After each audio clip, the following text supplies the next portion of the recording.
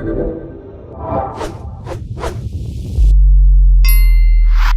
right, Sean. Thank you for coming on the podcast, man. Hey, it's great to be here. Thank you. In sunny Seminole, Florida. Yeah, you came highly recommended from my friend Jack Murphy, who's been on the podcast before, and you guys are working together on a Substack project called The High Side. That's correct. Jack and I started this about little more than a year ago now. It's called The High Side. It's on Substack, so the web address is thehighside.substack.com, and it's really an outlet for our investigative reporting. Mm-hmm. Occasionally, we'll have a sort of a scoop that's very immediate, and we'll put that out. But our general rule of thumb is that it's got to be national security related, which in our case normally means it's either special operations or intelligence related. And it's got to be information that our readers won't have found elsewhere in the story, because we do ask people to pay for it. And so if we're going to ask people to pay for it, I feel like we need to be giving them something that they can't find elsewhere. Now, you guys report on national security, special operations, covert ops. Yes. And I know at least for Jack, I'm not sure about you, but a lot of his sources are intelligence people or CIA people. And he reports, and you guys both report on stuff the CIA does. But what is your view on... It's kind of counterintuitive, right? Because you guys use the CIA as sources for your stories, but it also seems like the CIA's job is to keep covert ops off the headlines, and you know, it's pretty well known throughout history that the Central Intelligence Agency has kept a tight grip on mainstream media. I'm not sure that I'd go as far as agreeing with your last statement. You know, I've worked in journalism here in the United States since the late 80s, and I've seen no sign that the CIA is keeping a tight grip on the media. Now, they certainly try to keep a tight grip on as much information about their operations as possible getting into the media. But I don't think once it gets into reporters' hands, there's a very limited number of steps they can take. Now, they've certainly taken them, and Jack has experience of this with stories that he's reported. I haven't had as much sort of pushback from CIA, but... you know, we'll see. We're working on a number of stories at the moment that are, you know, are going to concern the CIA. I don't mean concern in terms of worry, but are going to be about CIA operations. So we'll see what happens. But you don't think they have a strong influence on mainstream media, like when it comes to Fox, CNN, New York Times, you know, these big outlets. If those outlets are about to report a story that the CIA, or frankly any other part of the United States national security apparatus is worried about, mm-hmm. I mean, typically what will happen is the reporting team that's reporting the story goes to the CIA or to the White House or the National Security Council or, you know, the Pentagon, depends, you know, which exact organ of national security is involved, and says, hey, we're preparing a story that says A, B, and C. Do you want to comment? And if it particularly worries the government at that point, then somebody senior will get in touch with somebody senior at the news outlet and try to sway them. When I was at Army Times, I spent more than 20 years at Army Times, and we had that happen a couple of times for stories that I'd written about special operations.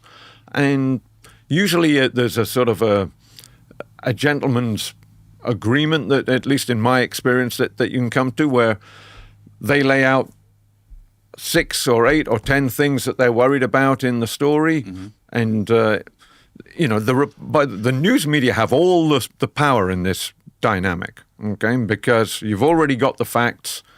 There's a First Amendment in the United States. There's in other countries they can basically stop the news organization from publishing the story. That can't happen in the United States, and so.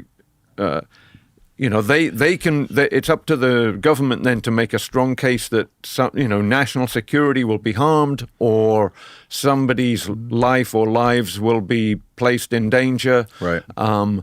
In the cases that I was involved in, we basically published the whole story, maybe with 1 or 2 minor tweaks that were not central to the point of the story in the first place. Right, and that's what Jack explained what happened to his story with the CIA conducting operations through another agency in Ukraine. I think it was like sabotage, or no, in Russia. Yes, they were conducting sabotage, and he never mentioned the name of the publication. I don't know what the name of it is, but it was a bigger one, from what I understand.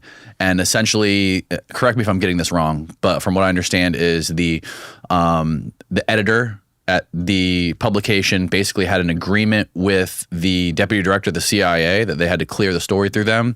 And once Jack finished the story, he had to get it cleared by the deputy director, and they had like a 3-way call.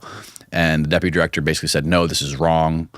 And they were like, Jack was like, okay, he just assumed that they were going to include his comment.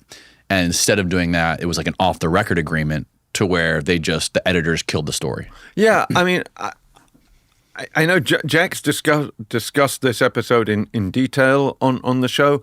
Just one thing I want to be clear on so the viewers and listeners understand. This was not a story that we published in the High Side. This was a story that Jack published on his personal website, sort of basically right as we were about to start the High Side up. Okay. So, I mean, it's up to Jack to talk about, the iterative details of how that went down. I'm not sure. I wasn't involved in it. Right. In terms of which publication. I didn't write the story. Jack, I do know Jack was very frustrated with how he was dealt with at 2 very well-known national publications. But beyond that, I'm a little reluctant to sort of get involved in that fight when I don't have firsthand knowledge of any of it. Yeah, it's just interesting, the dynamic and the relationship between the intelligence agency and huge mainstream publications. Yeah. They obviously they aren't telling them, no, you can't publish the story, but I'm sure they have ways of massaging their influence into these agencies or into these publications, right? Where like, with these whatever these off the record agreements are, or like saying things like if you publish this, you're going to be responsible for innocent people that are going to die, and all these things. Yeah, generally the arguments that they'll make are just like the one you articulated. This is going to put lives at risk. This is going to put national security at risk. Or the third one, which is also a strong argument if it can be backed up, which is this story isn't true. I mean, frankly, of the 3, that's the one that's, if you can prove to an editor that the story they're about to publish is in part or in total false, untrue, incorrect, mistaken, a good editor doesn't want to have, and a good reporter for that matter, no good journalist wants to have any false information out there under their name or in their publication. Right. So that's if that's an argument that they can make, that's the argument that they should make. More often, the argument is, hey, we're not going to say that what you're reporting is or isn't true, which means it almost certainly is true, but we think if you publish it, it's going to put the following individuals or the following communities at risk, or, it's going to be bad for national security. We won't be able to do this kind of thing again, and our enemies will, that will create a vulnerability or whatever. That's more typical, and it's up to the reporting team and the editors to sort of be armored against those arguments going into it. I mean, you shouldn't have a closed mind, but you need to sort of at least know, hey, they're going to say that this is dangerous to national security. We need to be prepared to counter that, and we need to understand amongst ourselves why we think that's a weak argument. Right. And there are certainly things that could be published that would be damaging to national security and or would put people at risk.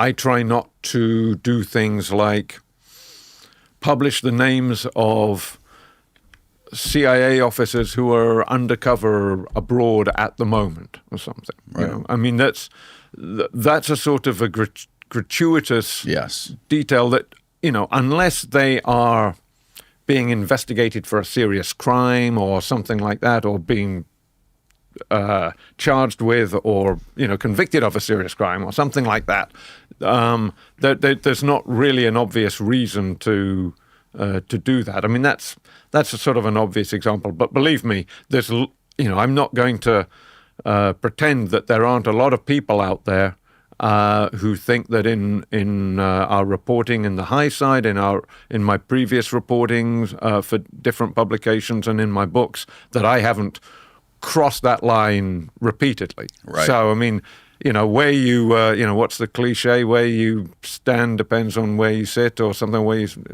I probably got that wrong. Don't shit where you eat. No, that's a completely different. That's a completely different cliche. I mean, I'm sure you're familiar with the Twitter files that came out about a year and a half ago with Matt Taibbi. Yes, not at a level of detail that I could recall them, but I mean, I remember the controversy. Communication with the people that were in charge of moderating Twitter with FBI and CIA, suppressing that Hunter Biden laptop story, all that kind of stuff. Yeah, which is kind of like as hard evidence as you can get of the agency's meddling in the media, right?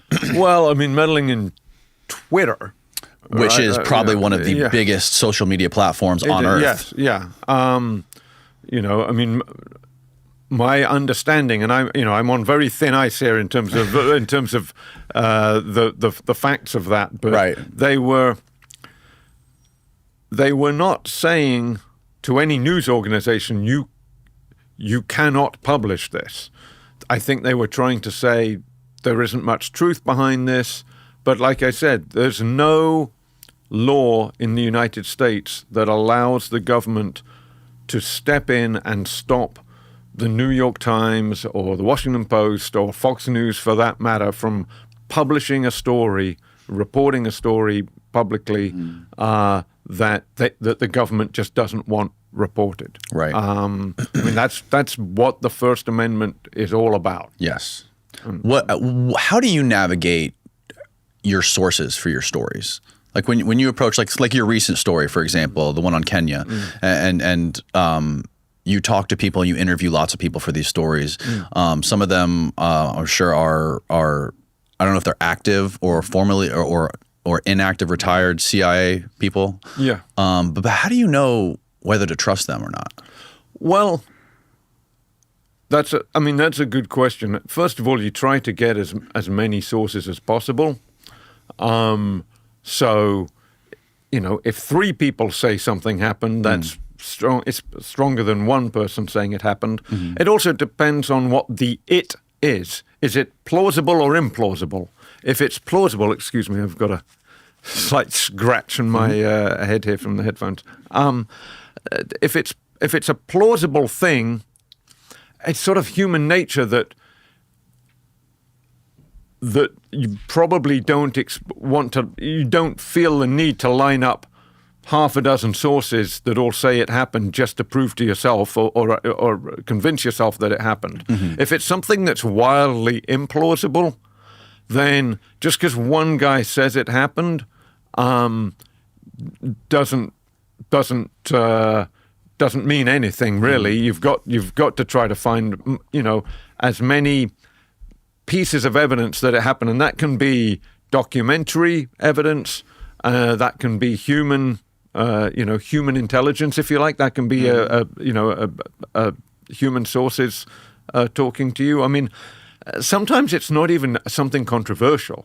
I mean, a lot of the challenges in doing the sort of reporting that Jack and I do is just finding out a mundane fact. For instance, I'll give you a glimpse into something that I'm reporting at the moment, which is part of a multi-part series that we're going to have come out in the next, I'm hoping in the next few weeks, that will take the reader from the jungles of Vietnam and Laos to the sort of scalding heat of Khartoum in the mid 80s, to the sort of covert ops in the jungles of Zaire and Angola in the late 80s and early 90s.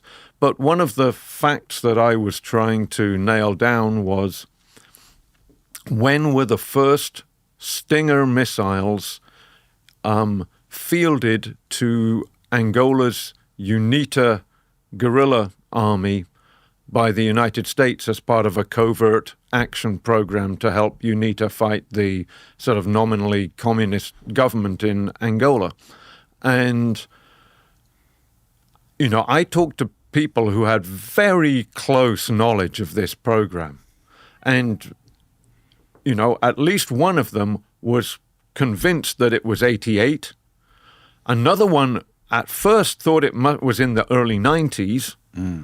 And two or three others said it was 86 or maybe early 87. And the printed accounts at the time seemed to support the 86 date. But, I mean, you're talking to somebody who, I would be talking to, a former CIA officer who there's no controversy here. Nobody's got anything to gain by saying, it was 88 versus 86, right? It's just pure memory. Right. And some people are convinced that it happened in 88. Some people are convinced it happened in 86. And it's not even that central to the story, but as a reporter, I like to include as much detail as possible for my readers, because like I said, they're paying for it, and I want them to get stuff that they can't get easily in other places. But I also want those facts to be 100% accurate, and so it can be very frustrating when you're a reporter and you've got, equally reliable, honest individuals telling you completely different facts, even if the fact isn't that big of a deal. But that happens sort of again and again in reporting. A lot of, especially the stuff that Jack and I write about now, which is often historical in nature. Not everything is. I mean, we've had some very topical stories in the last year or so, driven by the Hamas-Israel war and action. What's going on in Ukraine at the moment. But when we get further back into history, I mean, another story I'm doing right now that we've sort of got. It won't be out for a while because it's going to take a lot of reporting. But I'm just trying to trace one individual's career. I'm trying to do that in the other story as well that I just mentioned. But this is a slightly different sort of story and bit more recent. And I've spoken to people who worked with the guy, and ask them simple questions like, when did he retire? When did he move from this organization to that organization? And they were there at the time, and their answers are all over the are all over the page on that. So it trying to cover for him. No, I don't think so. There's always that possibility, but I think it's more that, when you're looking into something that happened 20, 25, 30 years ago, in this case, people's memories just get soft. I mean, the human memory is, there's countless scientific studies that show that it's just not that reliable. Right. We did a podcast with a guy like that recently who, it's funny, serendipitously enough, we had the podcast scheduled with this guy named Felix Rodriguez. Oh, yeah. And the day before that podcast, we had another guy come in, Danny Sheehan, who's like a historian. He's a lawyer, and he was involved in Iran-Contra. He was involved in the Pentagon Papers case, Watergate, all this stuff. And he came in and gave us all this information on Felix Rodriguez and these anti-Castro, anti-communist Cuban exiles who were trained as assassins to assassinate Castro, and how all of this tied back to was it Reagan or Nixon? I can't remember. But you remember? No, I don't remember. But anyways, I guess, his claim was that these same Cuban exiles that were originally trained in these triangular hit teams to take out Castro, he says the same guys were used to kill Kennedy. And he tells me this the day before I go to interview this guy, telling me that he was involved in the Kennedy assassination. But that guy, Felix also has been accused of murdering a DEA agent in Mexico, Kiki Camarena. Oh. I don't know if you're familiar with that. Yeah, I mean, I'm familiar with the murder. I didn't realize that Felix Rodriguez had been accused in some quarter of doing that.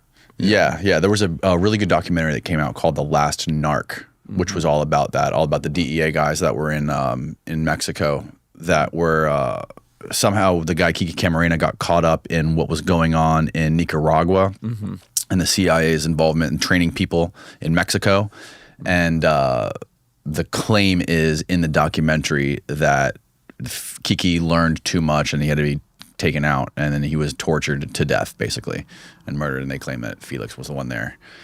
But that's neither here nor there. When it comes to some of your reporting that you're doing right now on some of the more topical things, the things that are happening in like Ukraine and Russia and in Israel and Gaza, what are some of the biggest stories that you're most interested in right now? Well, the one that got a huge amount of attention for us, drove a lot of subscriptions, was Jack did an excellent sort of deep dive, if you like, last fall into how Joint Special Operations Command, which is the command in the U.S. military that handles the most sensitive special operations missions, the so-called National Mission Force, had responded to the war between Israel and Hamas, and basically had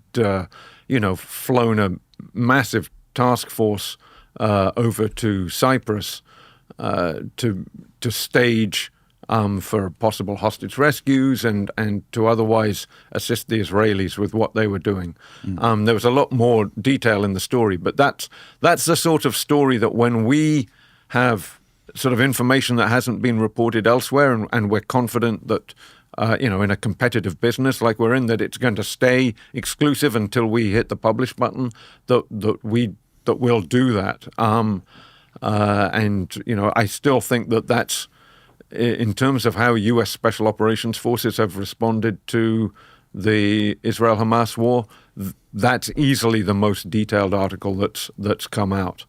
In the Ukraine case, if you recall, in fact, this was one of our first articles that we published on the high side last year. President Biden made a trip to the Ukraine, and we basically sort of combined two strands of information into a fairly lengthy story. One was we knew that there was going to be some special operations support to a presidential visit like that, and we had some exclusive information on that, so we put that in. What do you mean by that, special operations support? Meaning like any time that the president goes to a war zone, there's a whole series of steps that get taken. Any president, and the Secret Service has a close relationship with, Delta Force from the Army and other, special, and Joint Special Operations Command that Delta Force falls under. And so we wrote about the support that was being provided on that trip. But we also, we happen to know a former Secret Service officer who offered to tell us how the Secret Service prepares for war zone trips. So we were able to give a very detailed explanation to our readers of how the Secret Service keeps those trips secret, avoids, because they're usually a secret up to the moment that the president lands in whichever war zone it is, to avoid, for obvious security reasons, to avoid giving anybody who might wish ill to the United States president the time to set up an operation to target him. And so, there were some very interesting and in some cases amusing stories of how the Secret Service keeps those secrets, sometimes just from the other Secret Service agents who aren't read in on it and aren't part of the mission, and occasionally having to smuggle the president out of the White House in different vehicles and so forth. So, that's the sort of story we'll do that, I feel is value added for our readers. It's, we charge $5 a month to subscribe, which is, I think I'm on safe ground saying less than a lot of Americans spend on their coffee every day. That's right. We don't publish with extraordinary frequency, but when we do publish something, we're pretty confident that it's something you won't have read elsewhere. That's right. And it'll be linked below for people that want to go check out the Substack, so people can go down there and check it out. Great. So can you give me some more details on that story with the Secret Service in Ukraine? Like how Ukraine doesn't see, it seems like it's kind of chaotic right now. And I know that, or at least I've read, that typically when presidents go to visit countries that are in war, they work closely with that country's intelligence services. Oh, sure. So how would that work in Ukraine? Well, I think I'm sure that that the folks that the White House and the Secret Service would be liaising with would be the most trusted, Ukrainian security force elements, and there'd have to be some. I'm not, privy to this.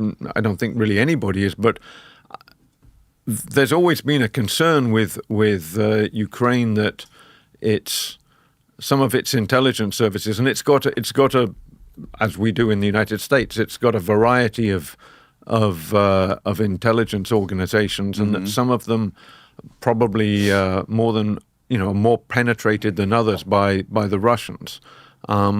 Right. So you've got to be careful who you're sharing information with and how closely held it's going to be. But there'd also be liaising with the U.S. Embassy in Kyiv, which is obviously still up and running, and then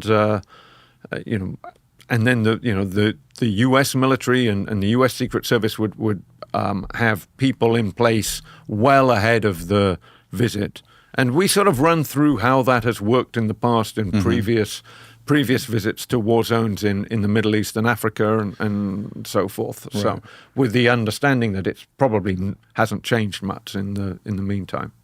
And when it comes to Israel and Gaza, what is how much special operations forces do we have on the ground there, working? I know we have quite a bit, but what have you learned about what's going on there? Well, when we published our story, which, like I said, was towards the end of last year. So I can't tell you what, we haven't reported on what's happening in May of 2024. But, okay. But JSOC, Joint Special Operations Command,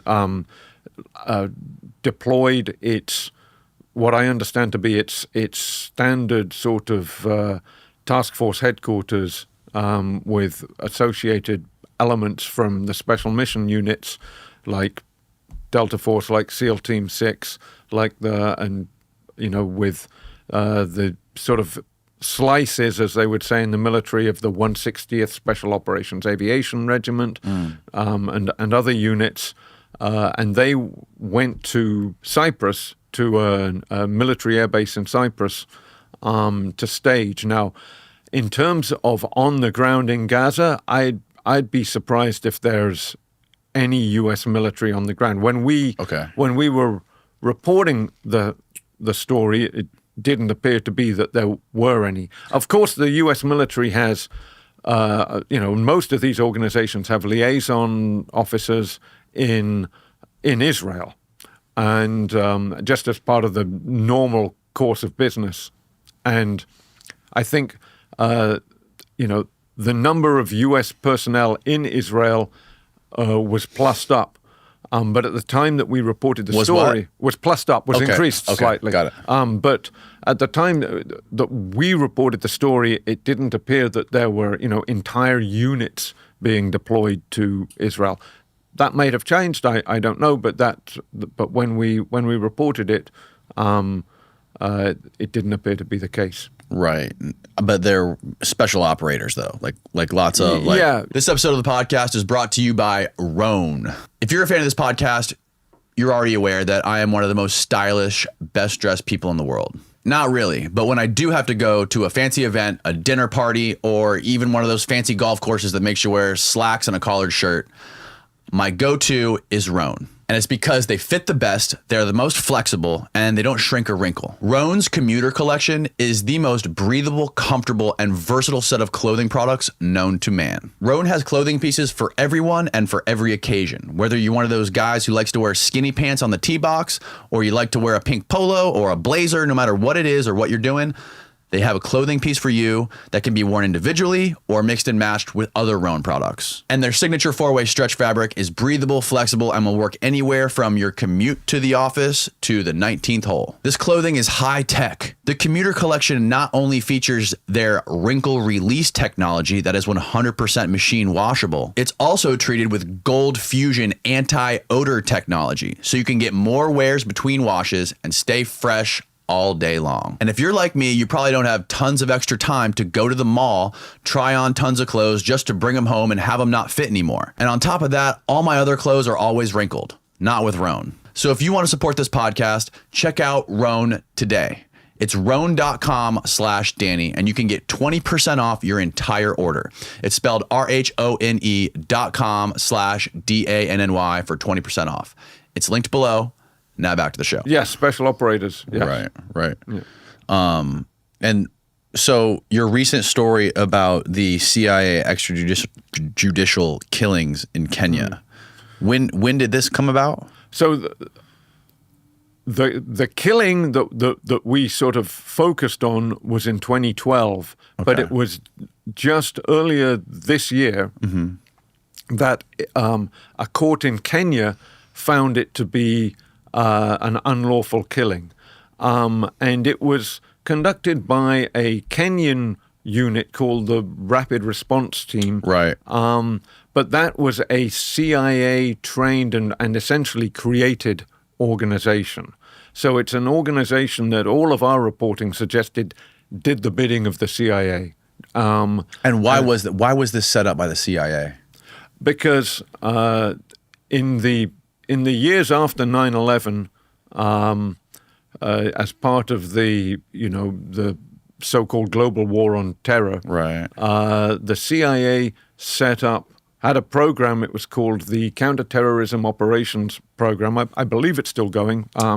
And it basically allowed the CIA to create surrogate units, proxy forces in a range of different countries. The ones that we were able to identify are listed in the article. There's one in fact, we couldn't even get the source tell us which country it was, but it was in South America, in the tri-border area of South America.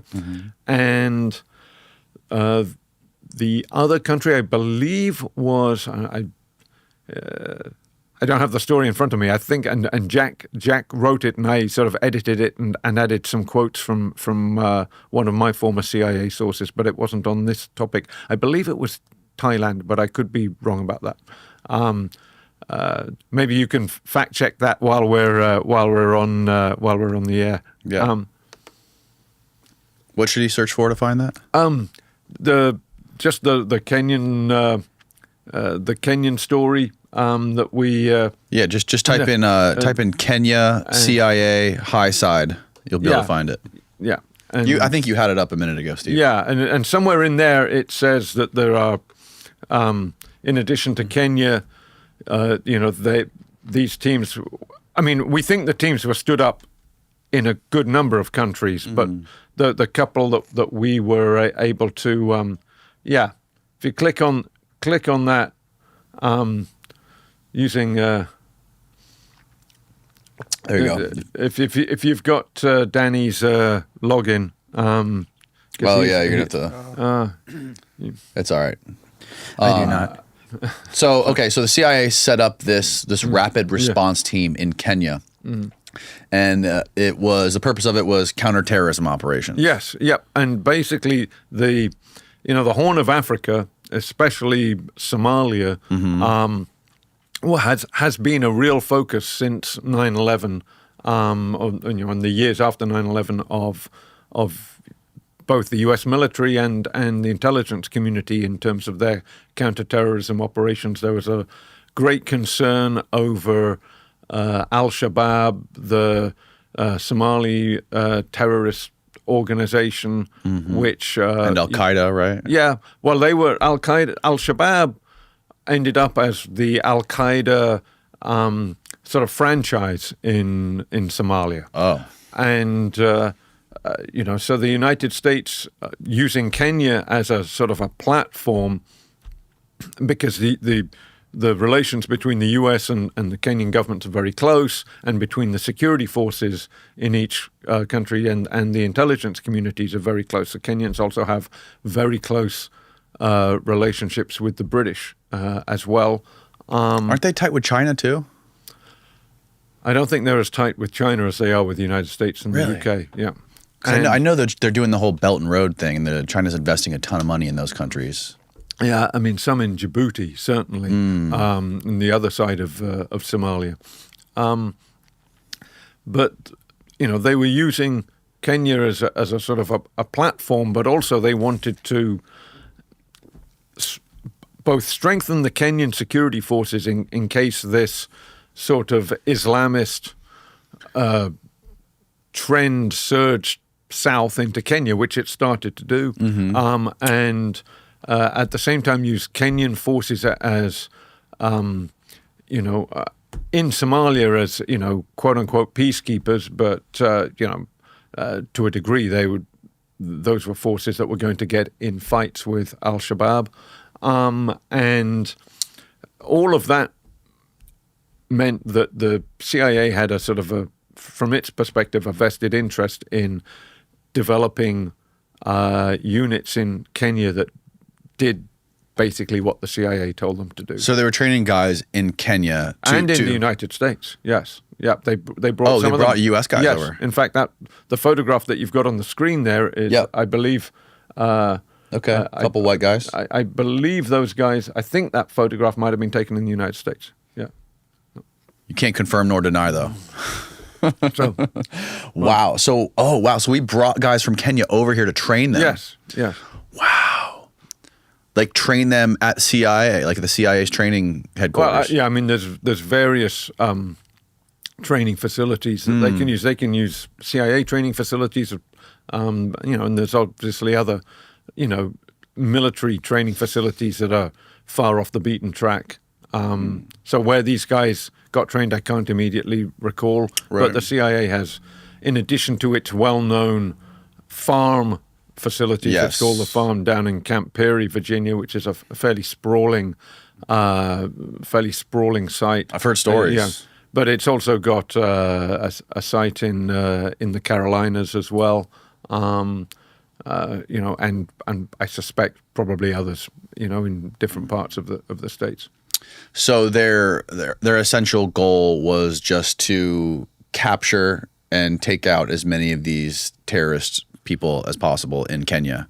Yeah, I mean I suppose that's right. It was to use these guys to go after terrorists that the United States and or the British and or the Kenyans had developed intelligence on to suggest that, this guy is, an Al-Qaeda guy or an Al-Shabaab guy or what have you. And in Kenya, unlike, say, some other Western countries, there was clearly a feeling that there would be fewer questions asked if these guys were just killed. What ended up happening, though, in the case that we wrote about, was that one of the guys that they did this to, one of their targets, turned out to be the wrong guy. They got it. A human source, made a mistake, led them basically to the wrong apartment. They kicked in the door of the apartment. The guy and his wife tried to, escape through a bedroom window, and they killed them in their backyard. Well, they didn't kill the wife. I'm sorry. They shot the husband. They shot the husband, and he collapsed onto the wife. And she played dead, so they didn't kill her. Like I said, and were these Kenyan CIA proxies that did this? yes. Okay. Yeah. This was the RRT, the Kenyan, RRT. the Rapid Response Team. Okay. And then now, 12 years later, they finally got awarded something like $60,000 or something like that, $60,000. Yes, which doesn't sound like an awful lot. Apparently, $60,000 goes a lot further in Kenya than it does in the United States. Mm-hmm. But yeah, Kenyan court declared the killing illegal and awarded the widow roughly $60,000. Mm. So is this team, is the CIA still actively working with this RRT group in Kenya right now? To the best of my understanding, the best of our understanding, yes. And what, in your view, is the current state of some of these terrorist organizations over there? In the Horn of Africa? Yeah. Al-Shabaab is, seems to be still going strong. I mean, I haven't reported as closely on it as I've done in the past. I wrote a lot about that fight in my book Relentless Strike about Joint Special Operations Command. Right. Yeah. Hold it up so people can see it. Okay. Yeah. When did you publish that book? This came out in 2015, in the second half of 2015. There you go. A little bit higher. There you go. And it's the sort of warts and all story of Joint Special Operations Command from its inception, right the way through to 2014, 2015. So you're talking about the first, 13 years of the global war on terror, but also all of the operations, as many of the operations that it conducted in the 80s and 90s that I could find out about. But I mean, I put 2 to 3 years of solid reporting work into that book. So it was quite controversial when it came out. There was really? There was almost no facts in that book have been challenged. Really? But I know that in different intelligence community and special operations libraries, it was removed from the library because it was thought to contain classified information. There were some of the units, the special ops units, were told, the service members in those units were told, you're not allowed to own this book because it's considered to contain classified information, which of course is, with those guys, is like a waving a red flag to a bull. They all went out and bought it, and so. What stuff in the book did they say was highly classified specifically? Oh, I mean, it would take a long time to go through all of that. But I mean, every Joint Special Operations Command is an organization that really, even today, the military doesn't acknowledge as being the organization that conducts all of these operations. So my goal in the book was, so virtually everything in some way is classified, or they might argue that it's classified. The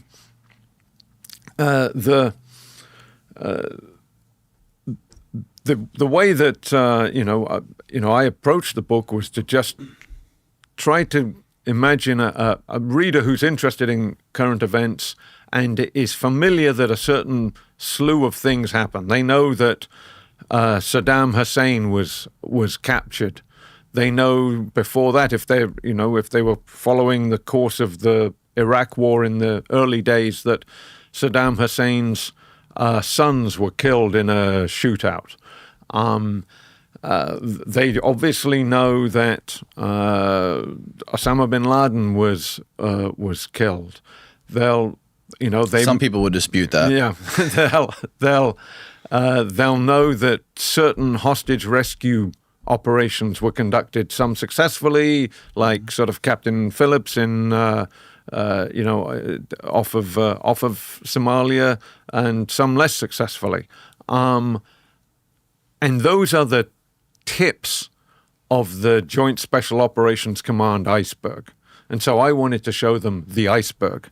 Here's the history, not just of those operations, not just of the campaigns that led to those operations, and not just of the individual units that conducted those operations, but the overall headquarters that has been running them. And I think the book has stood up pretty well, since it was published. Now, after 9/11, is that when the Title 50, right?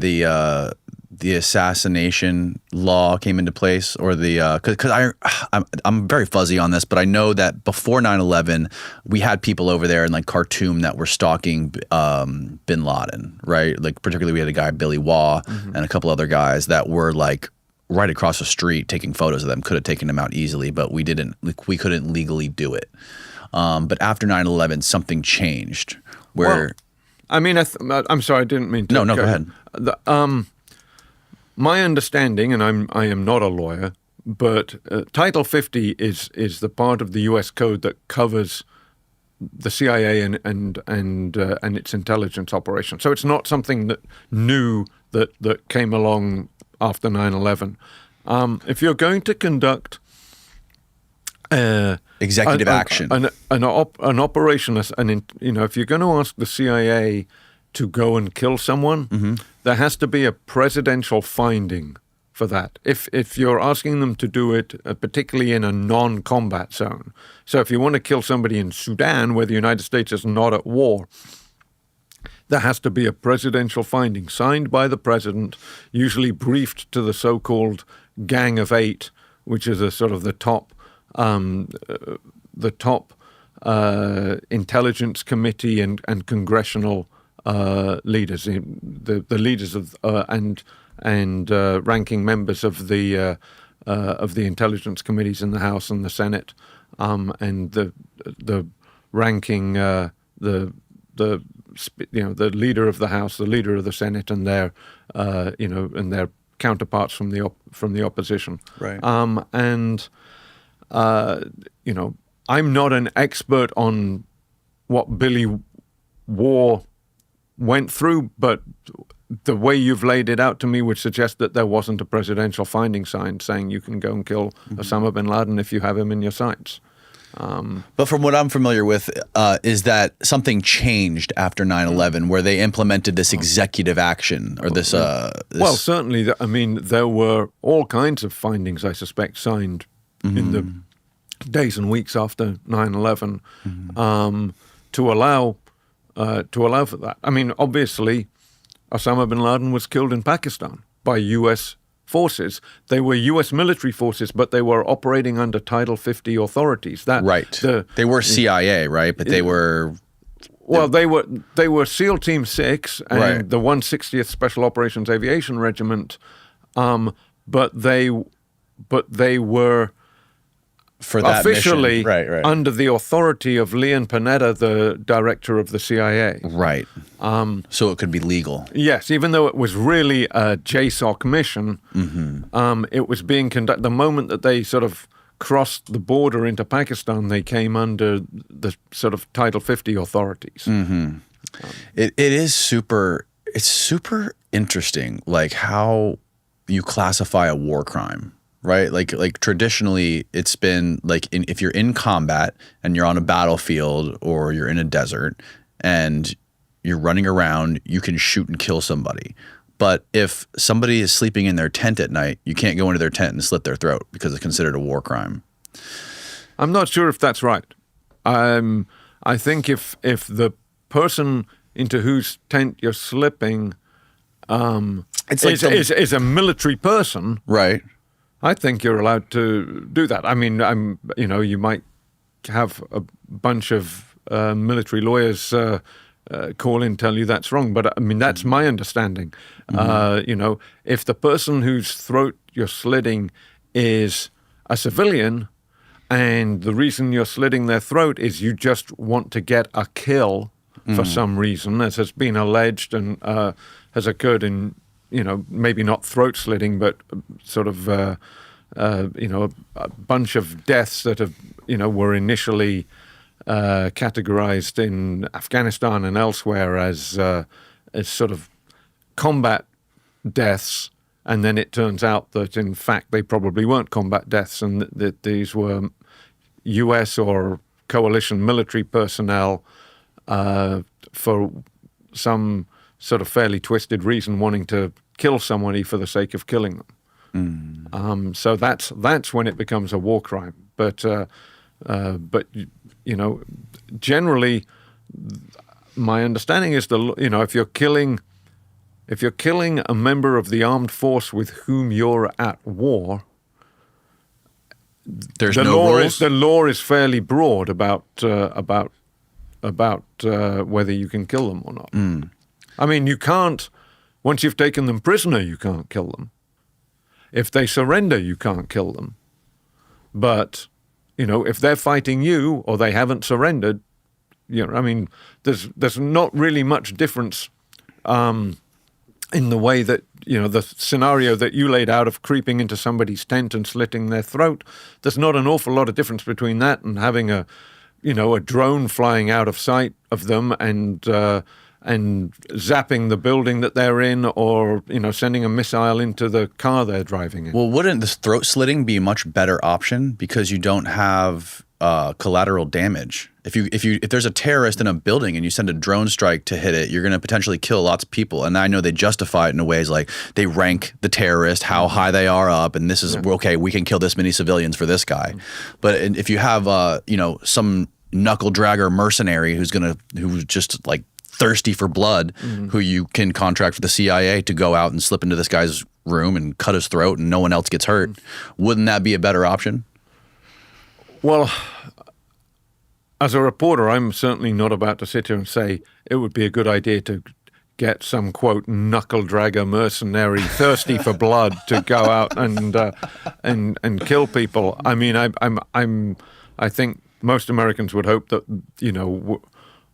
the folks that we're paying, that our taxpayers are paying to do this are not just because the phrase "thirsty for blood" it sort of implies. I don't mean that in a negative way, by the way. I meant that in a good way because there's a lot of guys that are like that just they want to be in combat zones, right? Yeah. Or they want to be in war. Billy Waugh is a perfect example of that. It's way better than conscripting people, young kids, or not even talking. You don't have to go as far as conscripting them, like.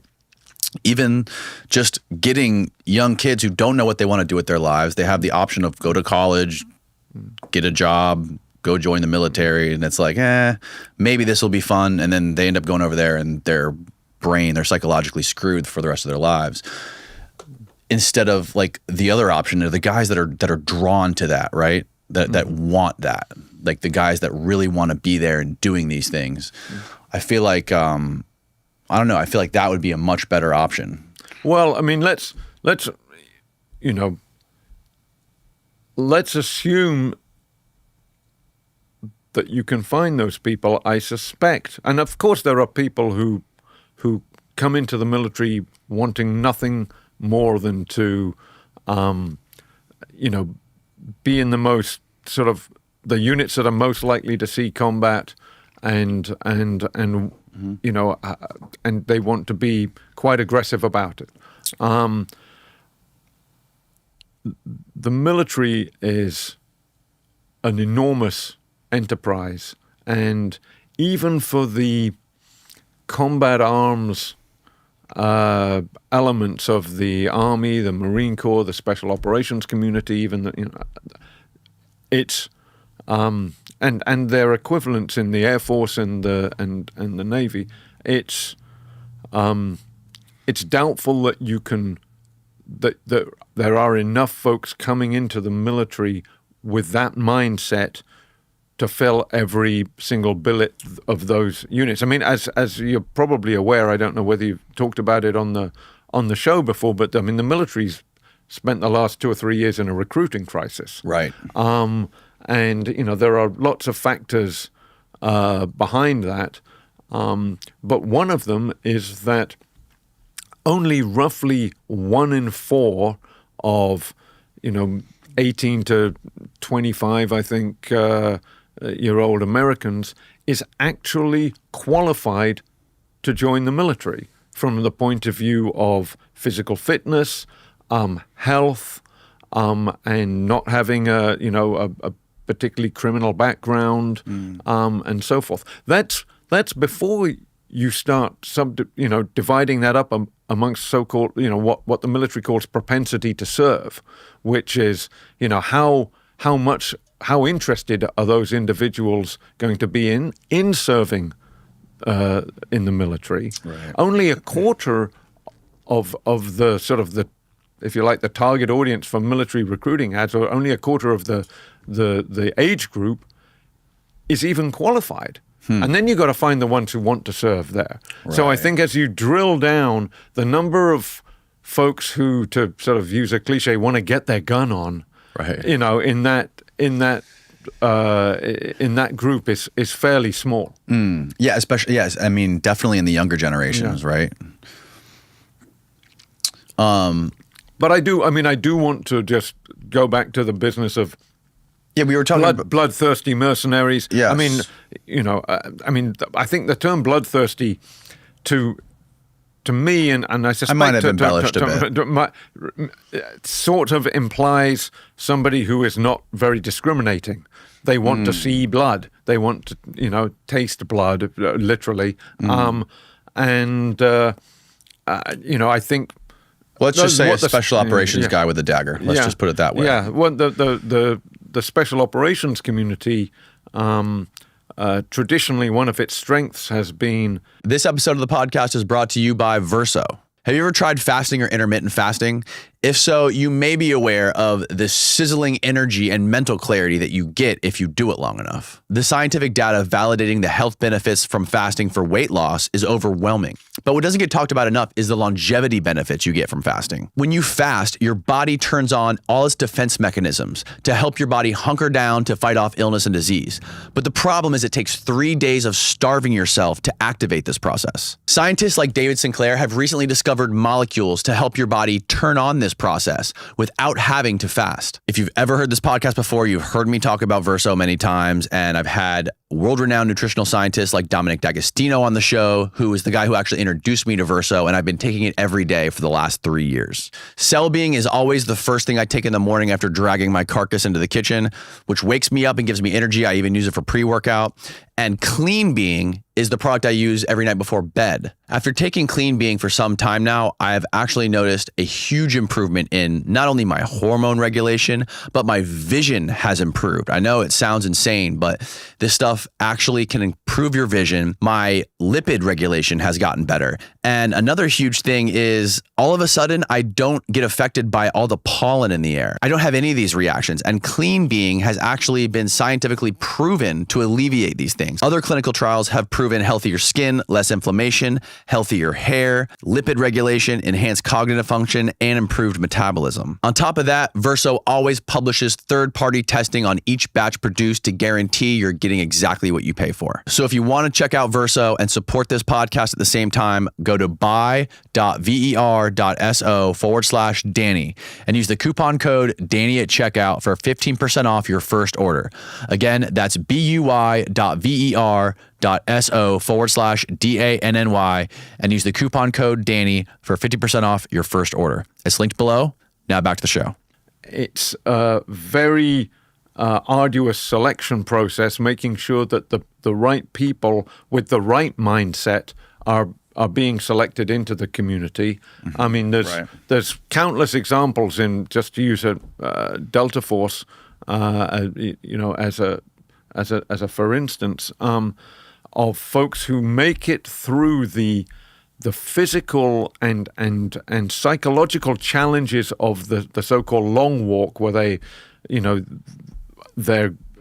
candidates for Delta Force are taken to a forest basically in West Virginia and told to stop, given a spot on the map that they have to go to, and they've got to navigate themselves through the terrain, get to that spot. There's somebody else there just saying, here's your next spot. And there's there's a time that they're supposed to be meeting to get to the end, but they don't know where the end is and they don't know what the time is. So it's sort of a psychological thing. How do they handle that pressure? But there's countless examples of folks who have made it through that part of the challenge, that part of the assessment and selection process. And then there are psychological tests and there's a panel of senior guys in the unit and graybeards, so-called, former senior guys in the unit who are out now, assessing them. And a lot of them get rejected at those stages because they're not considered to be quite the right fit. And sometimes a psychologist will say, they're looking for somebody who's ethical, Now, look, there are flaws in every assessment. There are holes in this. Some folks will slip through the cracks in all of these organizations. So I'm not trying to say that any assessment and selection process has worked perfectly, right. Whether that's Special Forces, whether that's Navy SEALs, whether that's SEAL Team 6, whether that's Delta Force, the Rangers. You can find basically criminals who've snuck in or developed in those communities. Right. But where Special Forces has, or beg your pardon, Special Operations Forces has as an advantage over the rest of the military and most of the world's other militaries is that they're so selective about this. Right. When you see communities that have, in the special ops world, when you see organizations in the special ops communities that are having an uptick of problems, I would say it's usually worth going back to the selection process and see, have they allowed the selection process to get warped? Are they still selecting for the characteristics that they should have been selecting for or thought they were selecting for? Right. I can't remember how we got onto this tangent, but I mean, it had to do with bloodthirsty mercenaries slipping into tents. I mean, I think that the moment that a nation starts using mercenaries, particularly foreign mercenaries, for operations. What do you mean? I was talking about like American mercenaries. Well, I mean, in history, a lot of mercenaries have been foreign, right? If you go back to the European wars in the Middle Ages and so forth, they didn't all automatically answer to the head of state for whom they were fighting. That's why they had to go out and that country or that kingdom or principality had to go out and hire them to fight for them. I mean, that was the sort of the definition of a mercenary. And, I think that, if a country has people fighting only for it, that, in other words, not fighting for that. I mean, the argument with folks like the Kenyan RRT that the U.S. government would make, and I'm sure the Kenyan government would make, is that, look, yes, the United States wants Al-Qaeda figure X killed, but so do we. So the fact we're taking American help in terms of training and in terms of resources to help create this unit, maybe, or certainly train them up, and we're taking their intelligence to target them, but they're killing guys that the Kenyan government wants killed as well. So it's good for Kenya as well. Exactly. But if you're taking somebody from a country whose government has absolutely no say in it, maybe that country isn't a democracy, so the people of that country have no say in it. It's at least worth having a conversation about that in the United States, which is why you need to have, news organizations that cover it. Right. Yeah, it's interesting too. When it comes to the Russia story, the Russia-Ukraine story, how really, a lot of people are very critical about, all the military aid going to Ukraine, and like, what is Ukraine's strategic importance to the United States? Like, is there really that much? Like, I was watching a interview this morning where this guy, John Mearsheimer, was talking to Piers Morgan about if Russia used a nuke, would the U.S. retaliate? And he was like, absolutely not. He's like, if the U.S. if Russia dropped a tactical nuke on Ukraine, the U.S. would not retaliate, because the U.S. knows as soon as they launch a nuke towards Russia, it's full-on nuclear war. And Ukraine is not worth New York City or Los Angeles for the United States. The United States is not willing to give up one of their cities to being hit by a nuke for Ukraine. I can't tell you what a U.S. president would or wouldn't do. I suspect that in the sense of retaliate with a nuclear attack on Russia from the United States, that's certainly probably true, because we're not in yet we don't have a mutual defense treaty with Ukraine. We don't have they're not part of NATO. Right. But there are a lot of ways you can retaliate without sending a nuclear weapon. Right. I would be astonished if the Putin regime dropped a tactical nuclear weapon on Ukraine and the United States and other countries didn't do something even more drastic than what's happened so far in response to that. But do you think they might use a nuke? No, I don't. No. That's what I'm saying. But when you started out by saying he said that they wouldn't retaliate, and my point was with a nuke. Okay, yeah. There's other ways that you can retaliate. Right. Yeah, because he was also making the claim that like the only reason the United States would use a nuke is if our survival was being threatened, and Ukraine does not dictate our survival. I think that's probably true, but I don't think. I also don't think that's any great insight. Right. Yeah. We didn't cover this, but can you give people just like a brief background into how you got into reporting on wars and war journalism and all this stuff? And I know now, I don't know how much boots on the ground stuff you do now, but not as much as I used to. Right. Yeah. Thumbnail bio for me. I was born in Canada to two British parents. We moved back to England when I was a little boy. Grew up the first half of my childhood in the UK in southern England. The second half of my childhood in Dublin, Ireland. And it was while I was in living in Dublin as a teenager, as a high schooler, basically, I got interested in journalism and specifically in rock journalism. And I got a sort of a columnist / freelance gig with a magazine called Hot Press in Dublin, still going strong. This would have been in the mid-'80s, in the early 80s, really, technically, 83, 84. And Hot Press. Hot Press, yeah. That's a pun in Ireland. It's difficult to explain. A hot press is the Irish word for what the English would call an airing cupboard. But you hardly ever even hear about airing cupboards in the United States. But Airing cupboard? Airing, A-I-R-I-N-G. And in Ireland, the word for the word press in Ireland, it doesn't just mean a printing press. It also means a cupboard. It's the word for a cupboard. And, and an airing cupboard sits above the boiler in a house that has a hot water boiler. Okay.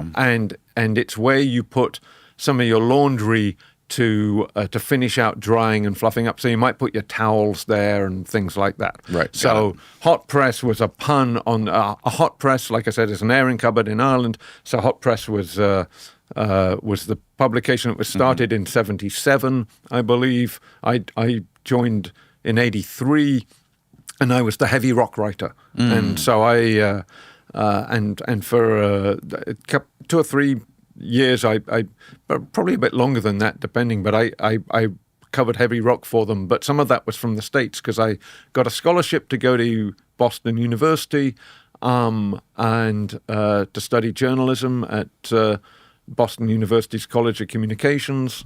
And there were several professors there who got me interested in defense journalism and national security journalism. So my initial plan had been to make a career in the rock business somehow, but I got bitten by the sort of the national security bug. I'd always been sort of interested a little bit in military history, and the first time that I really did that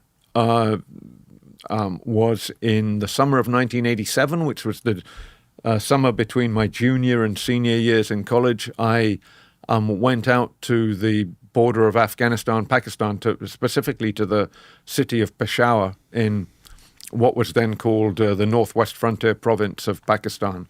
It's now called Khyber Pakhtunkhwa Province. And I covered the Afghan Mujahideens war with the sort of Soviet forces in Afghanistan from there. And that was a terrific summer. I had some real adventures. I got to, I spent a part of a day drinking tea in his compound in Miram Shah up near the Afghan border with a guy called Jalaluddin Haqqani, who was basically the head of what later became known as the Haqqani Network, of the Haqqani Group.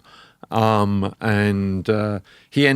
the time, he was the recipient of a certain amount of CIA largesse funneled to him, as well as to many other Afghan Mujahideen warlords through the Pakistani ISI intelligence agency. But he later ended up sort of on the U.S. Most Wanted list, as did another guy I met there called Gulbuddin Hekmatyar. And I actually, together with an American friend of mine who was on a Fulbright scholarship, went into Afghanistan, sort of, as we would now say, embedded in the forces of Gulbuddin Hekmatyar. So we went into a little bit into Afghanistan with those guys. These guys were working with the CIA or the military? They were working with. They were Afghan Mujahideen, so they had their own sort of chain of command, if you like. We didn't see, to my knowledge, any CIA operatives with them. That were very, my understanding of that war is very few CIA officers actually went into Afghanistan. Okay. A lot of the business of the covert aid program that was being funneled to the Mujahideen, it was funneled through Pakistan's Inter-Services Intelligence Agency, and that gave Pakistan an enormous amount of leverage with the Mujahideen groups and an enormous amount of say about who in the Mujahideen groups got what and how much they got. And the result was that they gave those groups, they gave the more fundamentalist Pashtun-oriented groups the most of largesse, because the ISI has always favored the Pashtuns and the fundamentalists in Pakistan. So I did that. I graduated in '88. Boston University had a Center for Defense Journalism, which it had created in the meantime. They gave me, after I did 6 months reporting for a local paper in Boston, in the suburbs there, and then I went back and got a master's degree in international relations with a focus on national security stuff, courtesy of Boston University. And then I came down to Washington looking for a job covering the military and national security, and perfect job happened to open up at Army Times, which is an independent publication that covers the U.S. Army. And I fell into it, and I was just in my element there for years. I covered. I had various beats, but they all focused on either warfighting or the leadership of the service. So I would go out to the training centers and embed in units that were going through training.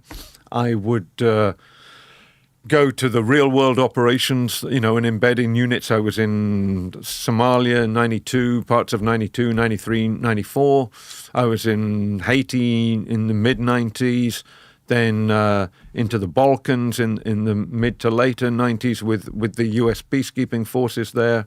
And then, of course, 9/11 happened, and I was in, I spent January through May of 2002 back in Afghanistan. Wow! And I was fortunate enough to be embedded with U.S. forces during Operation Anaconda, which was the largest battle of that phase of the war in Afghanistan. And then I wrote my book, Not a Good Day to Die, which I can hold up here. Hold that up for us. So that's the book that I wrote about Operation Anaconda. If you speak Arabic? I do not speak Arabic. Okay. I mean, no more than sort of 2 words. So okay. I have friends who are very, very good at it, but I am not. I'm not an Arabic speaker. So Operation Anaconda. Yes. That was when? That was in March of 2002. March of 2002. And it was really an attempt to seal up and destroy, either by capturing or killing, the last sort of large pocket of Al-Qaeda and associated sort of fighters that was left inside the borders of Afghanistan, that hadn't yet sort of made it across the borders into the tribal areas of Pakistan. Wow. And it was, I would say it was a failure. Really, it wasn't a complete failure, but a lot of the in the sense that the mission was to destroy that pocket of forces, that a lot of those forces got away. And then there's a sort of a story within the story of that operation, which I tell in some detail in the book about the Takagar battle. It's sometimes called Roberts Ridge because the first casualty in the battle was a SEAL called Neil Roberts. But it was an operation that involved JSOC, the folks that I wrote my next book about, and it involved a sort of a JSOC task force, and it was the culmination of a really successful reconnaissance and surveillance mission that had been undertaken by a Delta Force lieutenant colonel who was in charge of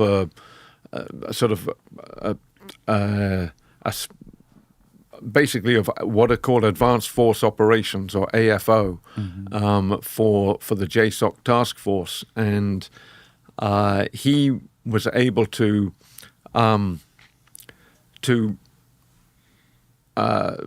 push behind enemy lines several teams of Delta Force and SEAL Team 6 operators without the enemy realizing that it had happened, and have them in the high ground over this valley. Operation Anaconda happened in a valley called the Shahikot Valley in eastern Afghanistan, and it was a stupendous feat to get those teams in, overland. Not they deliberately avoided flying them in on helicopters because that immediately lets the enemy know that something's going on. Right.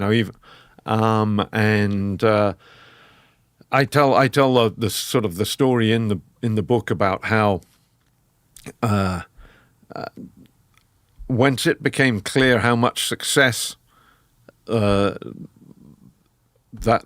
officer, his name is Pete Blaber, had in the operation, then there was pressure on him to let other teams come in and have a slice of the glory, if you like. And Blaber had spent weeks preparing the teams that had gone in the first time and imbuing them with a certain a tactical approach and philosophy, and without getting into an extraordinarily complicated story, he was sort of forced aside in a way, and other decisions were made that led to a SEAL team trying to insert by helicopter on top of the highest mountain in the valley, key terrain for whoever could hold it. But of course, because it was key terrain, the enemy had already taken possession of it, and they shot the the helicopter up that tried to insert the team. Roberts falls out. That helicopter flies off. Wow. Just very badly damaged. Time passes. They try to go back and pick up Roberts. They try to find him, that the original team that had dropped him off. They can't find him. They think he's dead. Or they think they found him and he's dead, but they don't really check they don't have the time to check the body that they think they found and go and do vital stats and make sure it is who they think it is. They get driven off the mountain. They, seriously wounded in some cases, and then a cascading series of misunderstandings and poor decisions follows that leads to another helicopter being shot down on the top of the mountain, and half a platoon of Rangers fighting for their lives on the top of the mountain. It ends up with, I think 7 U.S. personnel, U.S. special operators killed. An incredibly controversial episode in recent U.S. special operations history, because one of the, something I neglected to mention as I gave you that very thumbnail sketch of the events, was that when the team goes back to try and find Roberts for that first, I got that slightly confused. They can't find Roberts, they think. They can't find him. but one of the team, their Air Force attachment, the guy that is supposed to call in airstrikes and so forth, is shot. They think he's dead, and they can't. They're under a hellacious hail of fire. They have to get off the mountain, and they leave him behind. They leave what they think is his corpse behind. But later on, a predator that shows up over the mountain, a predator drone, captures video of a two-person gunfight going on the top of the mountain. One individual maneuvering on another. This is at a time when no Americans are supposed to be alive on the mountain, because they later realize, they later find, when they finally collect, everything off the top of the mountain, they find the bodies, they find Neil Roberts' body, and they realize that he was killed very soon after falling out of the helicopter.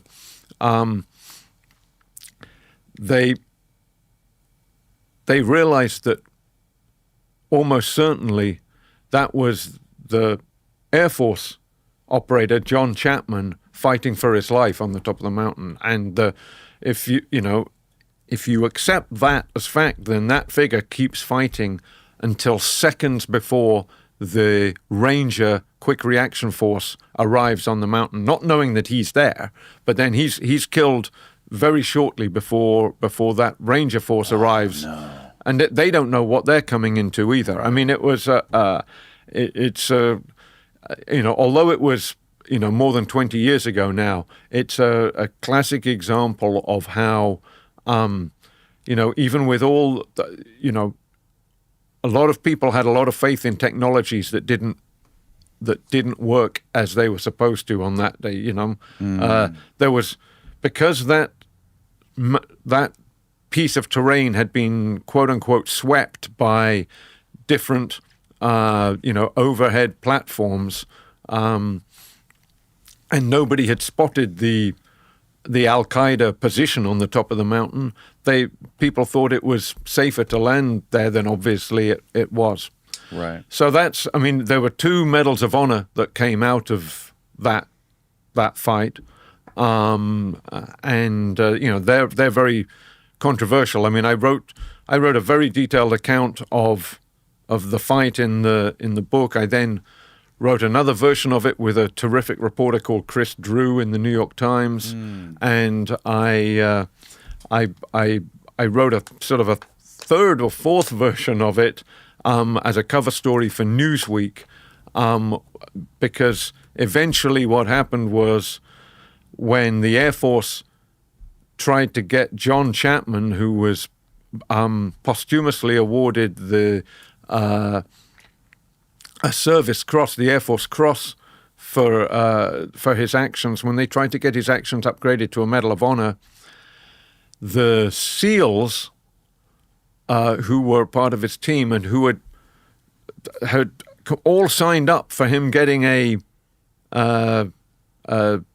Service Cross, an Air Force Cross, basically wouldn't sign the statements that were required to be signed to get his cross upgraded. So the Air Force went that way alone, and in the meantime, the SEALs tried they successfully got a Medal of Honor for the leader of the team that Chapman was part of, that went back to the mountain looking for Neil Roberts. And so you ended up with dueling narratives from the 2 services, really, about who deserves a Medal of Honor and why. Wow, man. So that's, I'm sorry we got sort of sidetracked in Afghanistan, but basically for the next 10 years after 9/11, I went to Afghanistan, embedding with U.S. forces in Iraq. I was embedded with 3-7 Cav for the invasion of Iraq. And are you, when you're embedded, what are you doing? Are you filming? Are you taking photos? Are you just writing? No, I mean, these days, the sort of 20 years younger version of me would probably be filming with his iPhone or something, okay, but didn't exist back then. Fortunately for me, because it would have just been a lot more work, I suspect. I'm taking notes. I'm interviewing people. I'm observing. I'm in the Iraq invasion. I mean, I was with one of the lead elements in from the 3rd Infantry Division, the sort of screening and reconnaissance force of the 3rd Infantry Division, which was the lead division for the army in the invasion. And so, I mean, I'm just watching the combat going on, and you're in it. Yeah. I mean, you're in it. I mean, look. I mean, I don't want to make too much of that. I was in a cavalry squadron that was enormously well equipped, very well trained, extremely well led. And had every advantage other than knowledge of the local terrain over the forces that they were coming up against, be that Iraqi Republican Guard forces, or like armored forces, or be that the sort of Saddam Fedayeen more irregular forces, more lightly armed. I mean, it was high adventure. I can't deny that. It was sort of one of the standout memories of my life from certainly professionally. Would you say Afghanistan was the most frightening place you ever were reporting in, or what was? Maybe this. I don't know. First of all, when you're in the moment, at least for me, I can't talk for other people. It's not that frightening because it's super interesting, and you're just trying to remember what you're seeing, and like I said, take notes and just focus on it. In terms of danger, probably the Iraq invasion there was a most bit dangerous. more stuff, but I mean, look, a bullet can find you anywhere, right? I mean, we were getting. The position I was in Operation Anaconda at the north end of the Shahikot Valley was getting kind of mortared, and we had pretty good cover. We were in a sort of a wadi, a dried up stream bed. But, you could hear heavy machine gun bullets going overhead, and the occasional RPG would come in. But you never, like I said, if a mortar round pops down in the middle of the wadi beside you, I mean, that's it. That's it. Yeah, but sometimes, especially as those wars went on, you never know when the most dangerous moment is, when your closest shave is. It might not be the bullet that you can hear zipping, 5 feet overhead or whatever. It might be that on a patrol through Baghdad, your Humvee that you're riding in drove 6 inches to the left of a pressure plate IED or something like that, an improvised explosive device, and you may never know that. It could be that some Saddam Fedayeen guy in a hedge was drawing a bead up with his AK on your thin-skinned Humvee, and then switches to target somebody else's vehicle and maybe misses them. Right. So you never know. I mean, I've had some great adventures. There are other reporters who have been have had much closer shaves than I have, and tragically, some of them, haven't been close shaves. I mean, we've had, reporters and photographers killed and wounded. And so I certainly don't want to suggest that my experience for embedded reporters is anything out of the ordinary. I just always felt extraordinarily fortunate to be, an eyewitness to history. To be able to have that opportunity, to be with the one of the first units in the Iraq invasion and see. I mean, I saw a tank battle. How many reporters have seen before the Ukraine war? I mean, how many reporters have been in a position to observe a tank battle, especially, beg your pardon, one involving U.S. forces? Where was the tank battle? It was south of Baghdad. Oh, wow. And where did Iraq get their tanks? Do you know? Yeah, they're Soviet. They're Soviet tanks? Yeah, they were Soviet-designed tanks, yeah. I mean... We just had a guy on the podcast a couple weeks ago who was explaining to me, he was explaining how the Soviet tanks in the Russia-Ukraine conflict, there's a big problem with them. They're like the pops are blowing off the tops of them. Yeah, I mean, that's... I mean, I don't think that's unknown. I mean, you could have walked through the battlefields of the Kuwait War of the U.S. And coalition war to drive the Iraqis out of Kuwait in 1991, and you would have seen T-72s looking just like that. With the if there's enough of an explosion in the hull, it pops that turret off, and the turret just goes spinning. Right. So yeah, I mean they are what they are. I mean the Soviets and the Russians have always preferred quantity over quality, and they've got as you can see in the way that they've approached the Ukraine war, they're willing to expend an awful lot of human life for what we in the United States, if it was us, might view as marginal gains. So. Yeah, and they're even emptying. I heard they're even emptying their prisons for people to fight. Well, they've certainly got prisoner battalions, yeah, that they've created. So, going back to your journalism in Iraq and Afghanistan, I've heard the phenomena described, and maybe you can attest to this, where when people, especially journalists, I think I heard a filmmaker describe this, is that when you're in the middle of like a firefight or like a highly intense battle, and you're in probably the most danger you've been in a long time, or throughout the period of the day, you're so focused in on capturing the moment and fulfilling your purpose of being there, you kind of like adrenaline kicks in, and the fear of the bullets zipping over your head or mortars going off kind of just disappears, and you kind of like fall into this weird sort of little pocket where you're just so hyper focused on capturing these things, like capturing the moment or filming it or getting a photo or whatever it is, or in your case remembering it so you can write it down, that the perception of fear just sort of dissipates. Yeah, I mean, I can't tell. Everybody reacts slightly differently. I mean, you only have to look at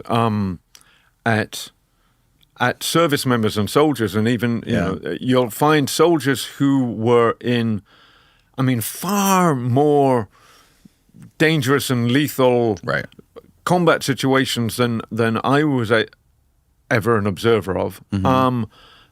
And they've made it through, and many of those, and they've made it through with apparently little to no lingering after effects psychologically. And then you've got folks who never left the base that they were stationed on, the FOB, the forward operating base, as they were called it during the global war on terror, and have PTSD somehow. Right. And I mean, I'm not trying to diminish their PTSD or whatever. My point is that everybody reacts to risk and certain situations differently. So I don't know how much adrenaline was coursing through my system at the time. I just and look, again, it's not like I was in a situation where everybody around me was getting shot.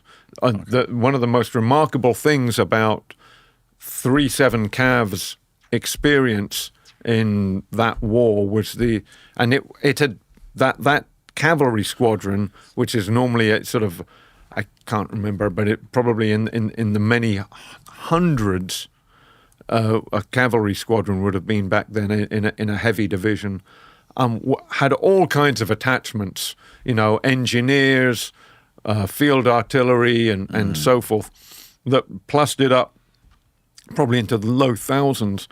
Not a single service member was killed in that task force in the entire invasion, despite, being ambushed numerous times on the way up, and things going wrong, and yet, through dint of the factors I was outlining earlier, very well led, very well trained, very well equipped, highly motivated, and lucky. You can't discount the role that fortune played. I don't know why I just thought about this, but I think this guy might have been in the same part of the world as you during the same time. Have you ever heard of a journalist by the name of Michael Hastings? Yes. The Rolling Stone reporter? Yes. Did you ever meet him? But he's passed away now. I know. Yeah. Yeah, that story's pretty wild. Yeah, I have a feeling he and we certainly, I don't think, met downrange anywhere that I remember. I might have been at one or two events with him, but I'm trying to think. I don't want to say that we never spoke in case somebody observed us speaking, but I don't have a memory of that. Right. And maybe you can fill in the blanks for me here. But from what I recall, he wrote a story that I guess he was in Afghanistan, if I'm not mistaken, and he was embedded there with some people, and then there was a volcano or something that made them have to stay there. He, and look, I'm not an expert on Michael Hastings, but I remember the episode. Yes. He embedded with the entourage of General Stan McChrystal, who was the coalition commander in Afghanistan at the time. And Stan McChrystal. Yeah, who plays a big role in this book, but he had been the JSOC commander before, which is how he basically made his name as a general. Okay.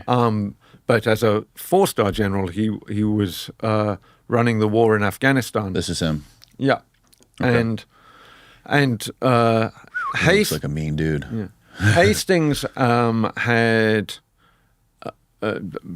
received permission to embed as a reporting for the Rolling Stone, with McChrystal's entourage while they were on a trip to Europe to do some sort of diplomatic work. I can't remember the exact reasons. I know they went to Paris.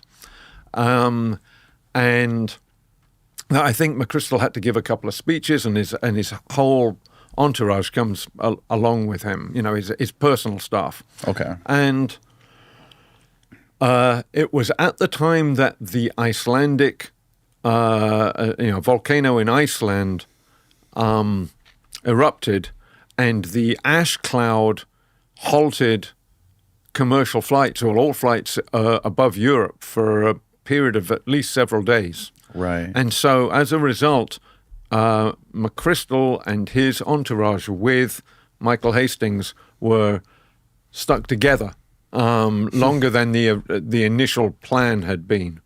There are, accounts vary on this, but, I think I'm on solid ground saying that the entourage grew comfortable around Hastings. There may have been some misunderstandings or differences of opinion as to what the ground rules were. I wasn't there, so I can't tell you what they were. And the story that he wrote for Rolling Stone was basically had a number of politically incorrect quotes attributed to, not by name, but to members of McChrystal's staff or McChrystal. And crucially, McChrystal himself, none of these quotes were attributed to that. No. That got, but Just his staff. His staff. But one of the quotes was about making fun of Joe Biden when he was the vice president. This was under Obama's, Right. And that was that. Obama called McChrystal back to the White House, relieved him, And they fired McChrystal over this. Yeah. Over his staff making fun of Joe Biden. Well, it wasn't just that. I mean, there were a number of quotes, but I mean, Okay. I'm not. See if you can find those, Steve. I'm not here to take sides on who was right, but right. No, it's just an interesting story because I don't know how long it was after that. Michael Hastings died when his car was going like 120 miles an hour down a street in Los Angeles and hit a tree and exploded, and the engine went flying and he died. Well, it's behind a paywall. But there you go. Stanley McChrystal, top general, fired over insults to Biden. And the conspiracy theorists speculate that this general was behind Michael Hastings' car getting taken over somehow through technology. I absolutely would not take that seriously. No? No. I mean, yeah. What year was that? That was like 2013, 14 maybe? No, I wonder if they would even have the technology they're all to do starting that. to run together in my mind. Yeah. But, I mean, that's something they certainly probably would have had the technology to do. It's so beyond the realms of because he likelihood. Didn't he? I mean, I think he said publicly that he was like scared for his life, right? He was scared for his own safety after outing McChrystal. Because after McChrystal, that was his name, right? McChrystal. Yes. After McChrystal got fired, I thought that like he publicly stated that he was like scared for his safety. Can you find anything, Steve? I mean, I've heard. I know that there's a conspiracy theory out there about it. Yeah. I would discount it completely. That's my, Right. Sometimes, Occam's razor and all of that. Yes. I mean, it's more likely that, that he was just going too fast in a fast car and lost control. I mean, that happens.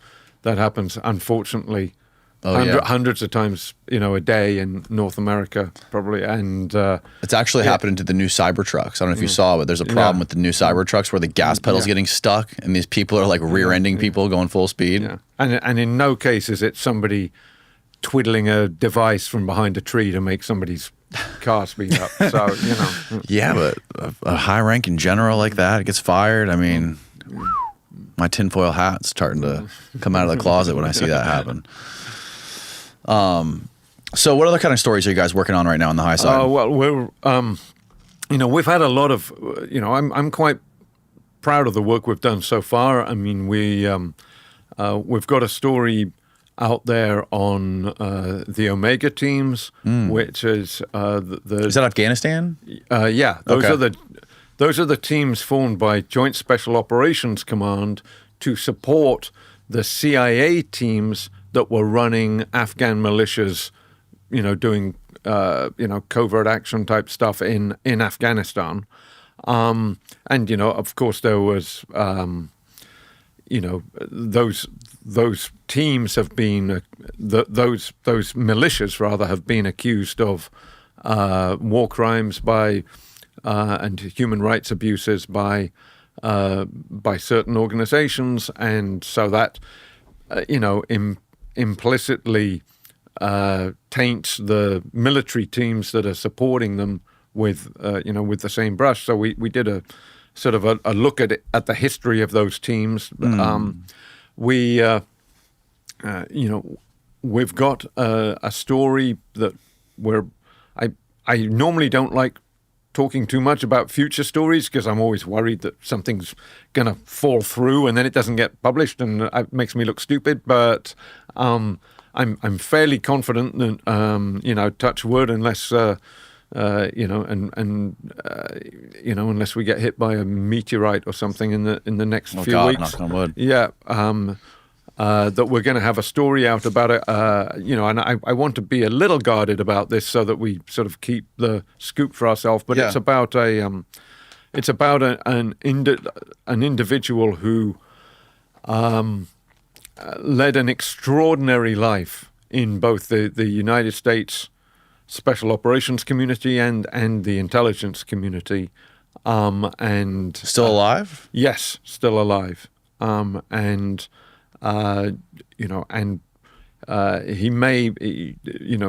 he's being considered, for a very high award, and so we sat down with this individual, and we were just amazed at the stories he had to tell. And so, we decided rather than just write about the fact that he's being considered for this award, we wanted to sort of basically write about his life and times. Because one of the things that we found was not only was what he had done extraordinary in the way that he had charted his career and taken advantage of so many opportunities that came his way, but while staying extremely humble about it, but that the places he had been assigned and had, was part of larger missions that were incredibly dramatic as well. So I've got 32,000 words or so written on this, and so we're probably going to turn it into a 6-part series or something like that. So there's still a little work to do on that yet, but the end is in sight, which will, not only is that pleasing to me, but it's very pleasing to Jack, who Jack and I We like to keep Jack pleased. Yeah, well, Jack and I like to think we complement each other. Jack is very much, his instinct is to publish as soon as possible. Mm-hmm. My instinct is always every editor I've ever had has sort of like pulled their hair out over this, but my instinct is always to sort of try to get one more interview, Right. dot one, triple check one more fact, Right. dot every I, dot every T, and so forth. So Got to do it live, Sean. Do it live. So that's that's coming up. I don't think I'm giving anything away too much to say. Jack is. Can you tell us the guy's name? I don't want to just yet. Okay.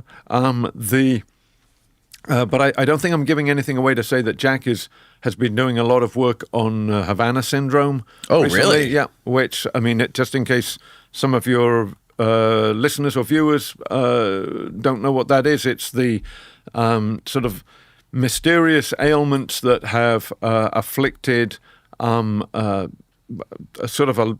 supposedly a large number of intelligence personnel and Right. others, military and State Department among them, that was first at least identified as such when individuals in the U.S. Embassy in Havana, particularly CIA officers assigned to the embassy in Havana, started coming down with strange sort of neurological type symptoms. Right. And so we're doing a sort of a deep dive into some of that. Has any of that been published yet, or is that still in the works? No, that's still in the works. Oh God, I want to know more about that. And Is there new evidence that's coming out in regards to the Havana syndrome's cases, or? well, let's see what we produce. I don't want to sort of tease too much about what's in the story, but there certainly has been from other. It's not like we're the only publication that's looking at Havana syndrome.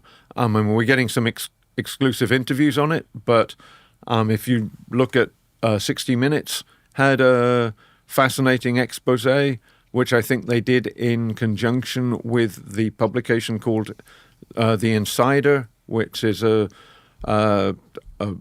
publication focused on Russia, but not produced in Russia. Mm-hmm.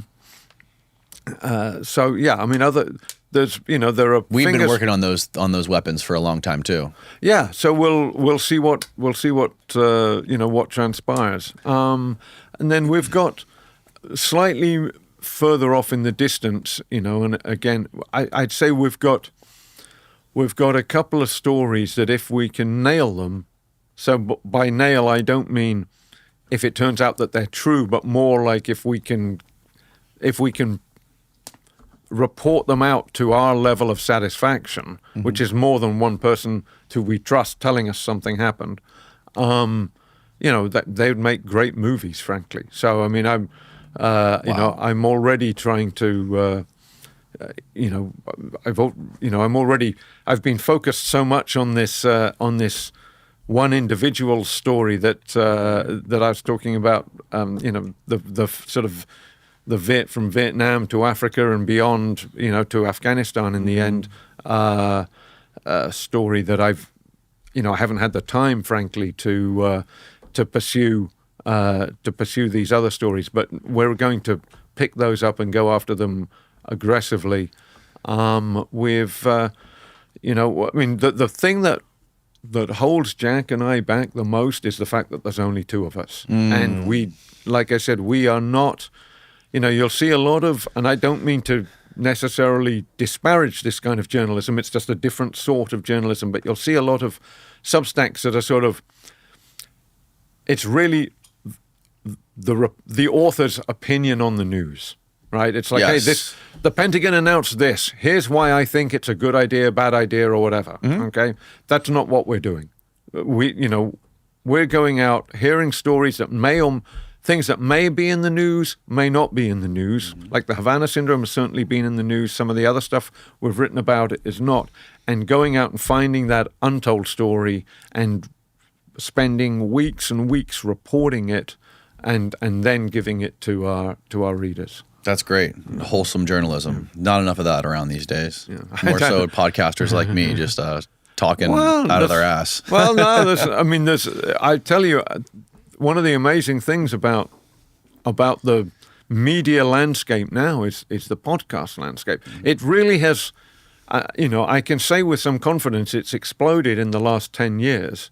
Oh, yeah, absolutely. Because when I was writing this book, which was really from sort of 2012 and 2013 and the first half of 2014, none of these podcasts existed. And now I see people being interviewed on podcasts from the units that I wrote about, and I'm thinking like, wow, I wouldn't even, I've had to go out in, doing half the reporting I did if these guys were getting interviewed on podcasts now. I know that that JSOC and Delta Force in particular are trying to rein that in a little bit. Are they really? Mm-hmm. Yeah. So we'll see. But it's fascinating to me that guys who you used to have to,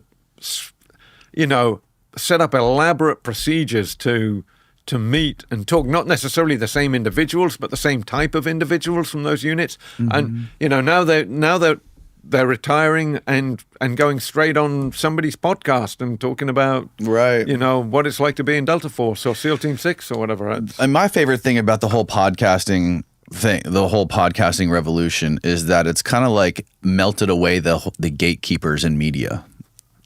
Now you have people like you're talking about, these retired Delta Force members who can self-publish their own book, and they can go on podcasts to promote it. It's a win-win for both people. Like the podcaster gets a new podcast, and the guy who goes on the podcast can promote his book or whatever he's doing now. And it eliminates like the big media enterprises and all that stuff. So it's definitely pushed toward, very strongly towards like the independent journalism and the independent media. And you're seeing like a huge rise in that now. Yeah, look, I'm not going to sit here and be a hypocrite, right? I am the I guess co-editor of my own stories and the publisher of those stories, albeit via Substack. But I spent most of my career, working for, I don't know what you want to call it, establishment media, big media. Yes. The Army Times, when I joined, was that family of publications was a family-owned company. It later got bought by the Gannett Corporation, which, for a while when I was working there was a $10 billion corporation. And then they sold it, and I think it's now owned by private equity company or something. long after I left. But I'm not going to sit here and say what some people call gatekeepers, are necessarily bad. I mean, I've had my probably reputation saved on a number of occasions by editors saying, "Are you sure you want to say? Why don't why don't we leave that out for now until we can confirm it or something like that?" There's the First Amendment allows all of these. It allows somebody to have a Substack or just a blog and put out their opinions, but very few of those, I mean, even on Substack, frankly, are reported journalism. Okay, there's a difference between giving your opinion on something, even if it's an opinion based on a deep knowledge that you have, and actually going out and reporting something firsthand. Yes. And increasingly, yes, you see the balance shifting, in my view, in the United States towards a lot of people opining, whether that's on Substack or some other blog or from a sofa on Fox News about what's going on in the world, and fewer people actually going out to find out what's going on in the world and reporting it. Yes. And when you're doing that, individual, opinions are going to vary, but the organizations that put the most money towards the reporting staff and an editing staff and have the clearest idea of what their mission statement is to produce as close, as unbiased and objective as possible, a daily or weekly, whatever it is, report on the events that are, on current events. Those are the ones that are most reliable and are doing the most valuable work. There's always I've written the odd opinion article. I mean, I'm not against opinions, but you got to have opinions about something, and the something has got to be factually reported by reporters. Yeah. And I've noticed that. I've noticed that too. I mean, the world we live in now is like you said, we're saturated with millions and millions of podcasts and opinion journalists, and most of these people, like to your point, are expressing opinions and views of other people that they've listened to or read, and those people most likely got their opinions from other people that they've talked to or listened to or read.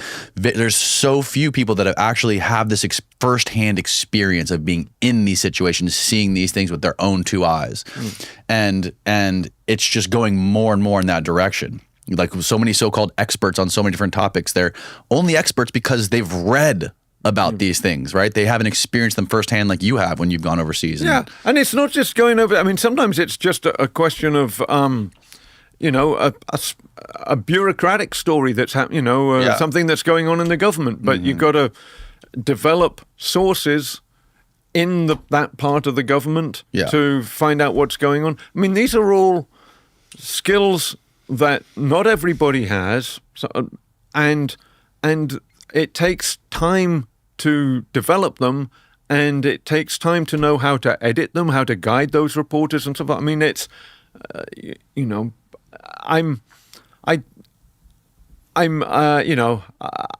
know people get very frustrated with, mainstream media, whatever that means now. But, you'll notice corporate media. You'll know that usually Fox News never gets included in that, even though for most of the last few years it's been. They're absolutely included. Yeah, exactly. They're the they were the dominant cable TV news network. Right. Well, they're all corrupted by advertisers, and if you have an advertiser that's going to spend X amount of millions of dollars with your network, you're going to not report on negative things involving those advertisers.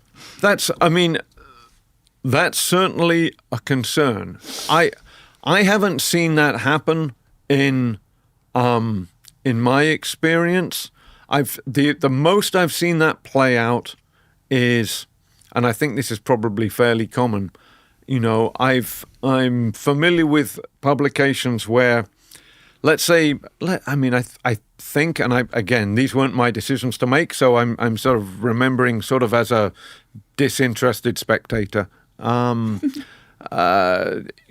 If we had a story about hypothetically at Army Times, if you were reporting a story on a increasing trend of motorcycle accidents involving soldiers, the Army is concerned because more soldiers are dying in motorbike accidents, you probably wouldn't put your Yamaha motorbike ad opposite that story, right? But the kind of stuff that we're talking about, right, involves the government or governments, right? It doesn't, the CIA doesn't take out, one-page ads, at least that I'm aware of in like the Washington Post or the New York Times. I mean, they might take small ones out these days for recruitment, but so yeah, I've seen the commercials on social media. Yeah, I don't feel like, I think a smart consumer of media, certainly of news media, should always be aware of potential conflicts of interest in the media that he's. I mean, to give you an obvious one, the Washington Post, my hometown newspaper up in Washington D.C., is owned by Jeff Bezos. Okay, so you have to, if you're reading a story about Amazon, which is obviously a massive entity in the United States, and there's going to be stories virtually every week about Amazon in a national paper like the Post, you have to have it in the back of your mind that, hey, right, the guy that owns the paper owns the organization that's being written about. And to their credit, the Post always includes a line in the story saying, Amazon is, owned by Jeff Bezos, who also owns the Washington Post, or words to that effect. Look, I'm not saying it doesn't happen that advertisers, I'm sure it has happened. I'm not aware of it happening at any publication where, at any publication I've worked at full time, or of any story that I've written where an advertiser's tried to weigh in. I don't know who that would even be. And of course, it's not really an issue with book publishing either. Well, I think it really came to light, really it reared its ugly head during the COVID pandemic with like the big pharmaceutical companies and all the reporting every day that was going on involving the pandemic, and basically like the information war that was happening in the media involving that. That's where I think it gets the most criticism. But the only stories I wrote for, I spent almost 3 years at Yahoo News as the national security and in sort of investigative reporter, and including the sort of first year or so of the pandemic, and I wrote a couple of stories about how it was affecting the military and the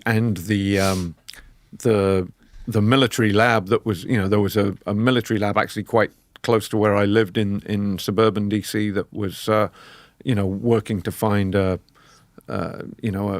solution to it. But other than that, I wasn't covering big pharma, right, and so I can't speak to those. Yahoo News is a very credible public. I mean, there's a lot of really big time reporters that legitimate reporters there. It's funny that you brought up Yahoo News because I had a former CIA officer in here one time, and we were talking about this subject about like how to analyze truth in the media or whatever. And I brought up the story from Yahoo News, the famous story about the CIA plan to assassinate Julian Assange. I wrote that story with 2 other reporters. You wrote that story? Yeah, that was a story that I worked on with Zach Dorfman, who was the initiator of the story, if you like. It was his story that he brought to Yahoo News. I helped him on it for months and months, drafting and redrafting the story and reporting it.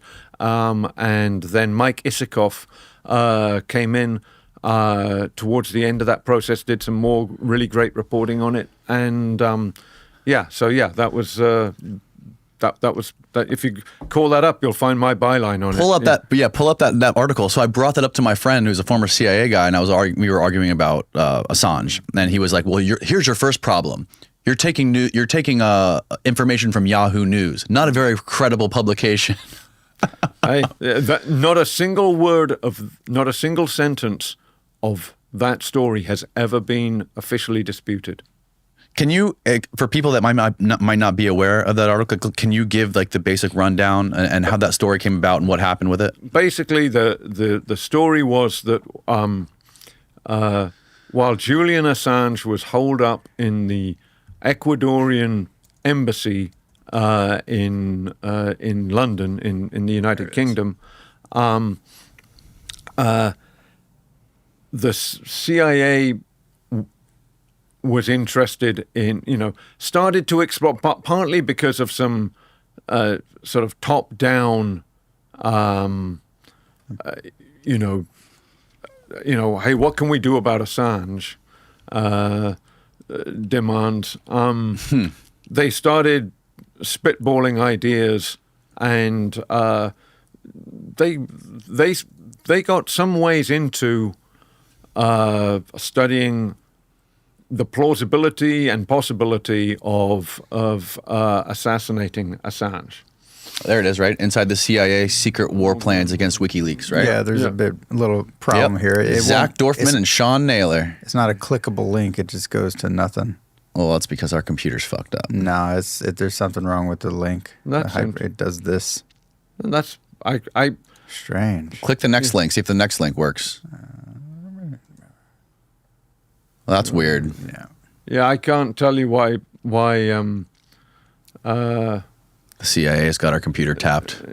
Yeah, not surprised. I've no idea what's going on there. And so, how did this get out? That they had Zach is a reporter with a terrific network of sources. He's a very, very good intelligence reporter. Mm-hmm. I think one of the best in the country. And we hope he's actually going to be doing some work with us on one of those sort of longer lead time stories that I was talking about. That if it turns out to be, true, might make a good movie. And so the premise is this. So, but he basically, his sources told him about this, and he, he caught a wind of it, and he started pulling on that thread and just collecting thread on it for a while, and then he had written for us for Yahoo News before. He wasn't a full-time employee of Yahoo News as I was at the time, but he had a good relationship with our Washington bureau chief, Sharon Weinberger. She's now the Wall Street Journal's sort of national security editor in the Washington bureau, I believe. So he started reporting it for Yahoo News, and I was, as a matter of fact, now I'm thinking back to this. I mentioned before we started recording that I'm always worried I'm going to say something in the heat of the moment that turns out not to be true. I was no longer fully employed by Yahoo News when I worked on that story with Zach. Okay. But I did it as a sort of a freelance project with him for Yahoo News. So we spent month after month after month, he and I, on signal phone calls together, just going through every line, me saying, okay, should we move this section? Should we move this paragraph 8 paragraphs up to here? Okay, how about this line? Or, I think we don't need this word in the second sentence of this paragraph. I mean, and all the time calling new sources, calling other sources back to, double check things. So yeah, it was an enormous amount of work that went into it. I mean, and Mike Pompeo, who was the director of CIA at the time that the events we described were taking place, was later asked about it, and he sort of joked about it, like he said, well, as a matter of fact, some of that story's even true, right? But he didn't say any of it actually wasn't, right? At no point did... He said most of it was true? He said something like some of it's true because he was asked about it, and he said it in a joking way that might lead the person watching to think he doesn't think the rest of it is true. But what he actually did was confirm that some of it's true, and he's never denied any of it. Wow. You know? So that, yeah. But, the sources involved in that, were they like active people, or were they all retired? Or? I mean, I'll let the sourcing in the story speak for itself. You know, generally, when you have what would be called in journalism a background source, so that's a source who's not on the record. Right. You know, it's not, you know, you're not saying Danny Jones said this. It would be, you know, according to a highly popular podcaster based in Florida, you know, or something like that. You know, some phrase that lets the reader get a sense of the type of person who's giving you the quote, but without identifying the person. And you know, for me, it's always like according to a retired special forces colonel or something like that. And so, but once you've agreed that attribution with the source, you can't then publicly be giving other details about him or her. Got it. So, you know, I mean, I'll let... But when it comes to fact checking, like when the editors go to fact check a story, do the editors have to get access to your sources to confirm stuff? Sometimes, but they're not likely to. When the editors know the reporters well, they might say, who said this? Mm-hmm. They're probably not going to. If you can't trust your reporter to give you an honest, you know, to honestly report what their own sources are telling you, you probably shouldn't be paying them. You know, right. I mean, no editor has the time to go through every story that he or she is responsible for editing, and go through every quote and call every source. I mean, mm-hmm. that's basically re-reporting the story. Right. Yeah. And unfortunately, the dynamics of the news business mean that there are fewer editors, and especially copy editors, even at major establishments like the New York Times now, than there used to be. So there's less and less sort of work time, you know, available man hours, if you like, to do that sort of thing. So no, they don't. They'll want to know maybe who said it, or what kind of a person said it. Sometimes they may not want to know the source because they don't want to have, in case there's any significant legal blowback, they've plausible deniability as to the identity of the source. Did you or Zach get any kind of blowback on that story? No, I mean there was. Did you guys have to get confirmation from any, like similar to Jack's other story, how he had to get the deputy director to sign off on it? Did that nothing like that? No. I mean, it was like I said,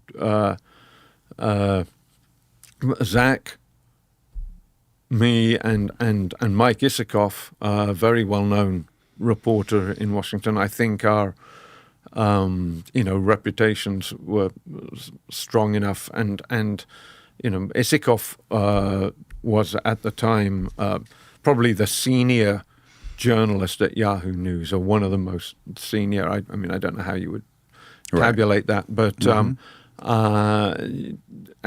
and very experienced. So if the three of us are bringing a story like that to the table, I don't think the editors certainly ask hard questions, but they're not of the same type that Jack faced in the story you're referring to. Mm.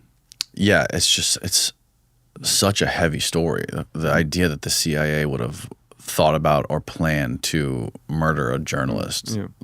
Well, and there's the other half of it, right? Which is, and then they decided not to, right? Yeah. So I mean, that's right. It's not like it happened and and we're discussing, so yeah, I mean, you have to also say that cooler heads prevailed at some point in that process. Yes. Well, Sean, thank you so much for your time, man. This has been an incredible conversation. Where can people, other than your Substack, which I'll link below, where can they find you, get in touch with you? I'm on Twitter at Sean D. Naylor, SeanDNaylor. A lot of my work, particularly for Yahoo News, despite our recent experience, and for foreign policy and the New York Times, has which I worked for on sort of contract and freelance basis, and Newsweek. A lot of that work is available just by Googling, and my books are available on Amazon, BarnesandNoble.com, and still in some bookstores. So, awesome. Well, thanks again. All right, great. Thank you. It's great to be here. Good night, everybody.